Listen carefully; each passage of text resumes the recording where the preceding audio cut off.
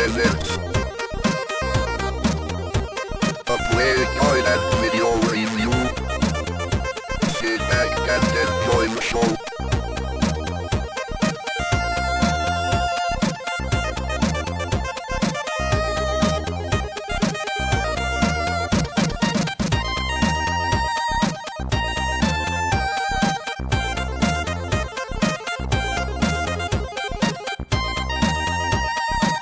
Yes, in this Lemon 64 Playguide and review, we'll be checking out Chiller, developed by the Darling Brothers and published by Mastertronic in 1985.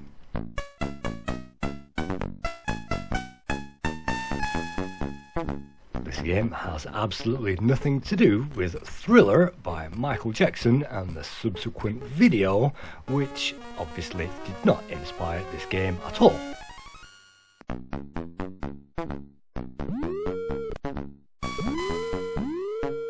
In Chiller, we take control of a red-jacketed, dark-skinned, afro-wearing character, and he subsequently has to pick up crosses on every single one of these levels, and having picked up them all, then he can progress to the next one. These crosses aren't particularly hard to find and hard to reach, and of course on level 1, life is pretty easy.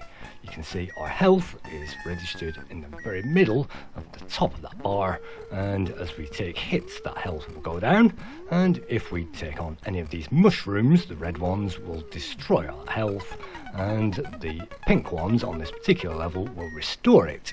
So we have to choose which mushrooms to eat, and on this level I like to actually leave the last cross as the very first one, and then that leaves the maximum amount of mushrooms to pick up. So you can see avoiding those enemies isn't particularly difficult, and some of those, well, the skeleton at the bottom isn't particularly well drawn, but then again this is a Commodore 64, and the guy climbing the tree is quite impressive, and the graphics overall are a step up from the usual Darling Brothers Mastertronic fare.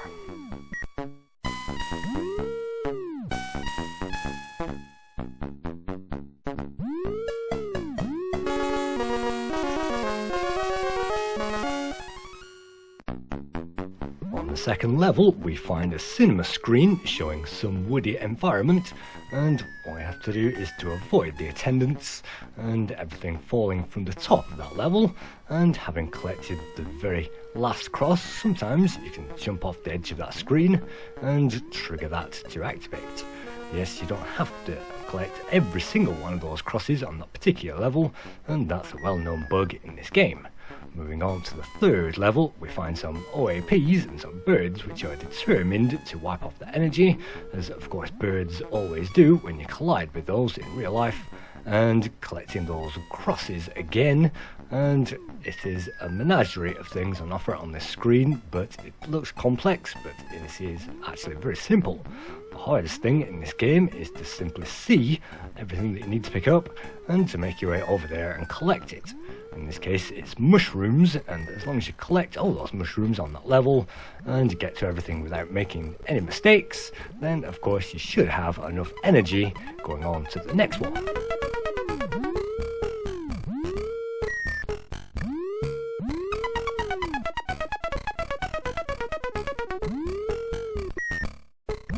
Also climb up ropes and fall down ropes and climb up ladders in this game, and that's at least helpful because this is a platformer disguised as a different genre. You can see the grass collides with our feet and destroys that, and so destructible landscapes used for, well, pretty much the first time in this type of game. And you can see I'm still on the hunt for all those mushrooms, but on this particular level I like to take on those crosses in order, and one of those is stuck on the roof of the church. Simply climb that church like a wolfman, and somehow you will get there and collect that item.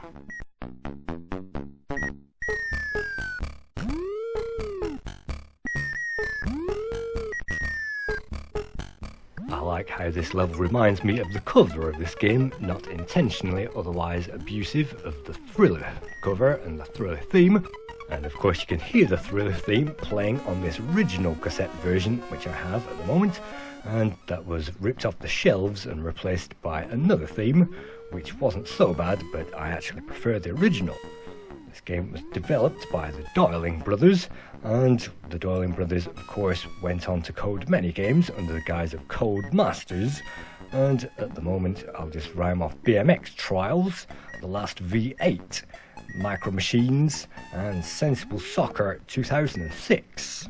And of course the music was created by David Dunn, who also created the music for Flight Path 737 in 1984, as well as Elite.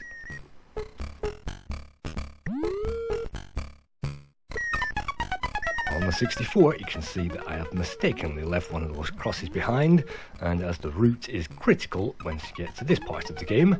The Haunted Mansion is where you rescue your girlfriend, and blue dogs apparently. No, those dogs aren't black or grey or brown, they have to be blue dogs on this level. And you can see guys incessantly climbing up trees and then climbing out into space. So I don't know what those guys were thinking when they created this game. It is very simple for the first half of it, but the second half involves taking your girlfriend all the way back to the car. And the car is apparently run out of petrol, so why are you taking your girlfriend all the way back there? But if you press that fire button, you can swap between those characters, and simply by pushing up we can jump, but no amount of red or blue crosses will replenish that energy that we collected on the level before.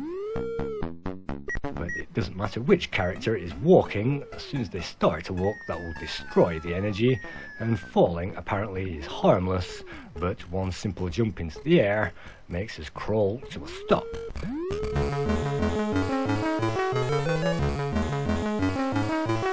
The current Lemon 64 score is 60%, and Commodore Horizons gave this 70, your Commodore 80, and the average score is actually 8 out of 10. Thank you for viewing another Lemon 64 Playguide and review.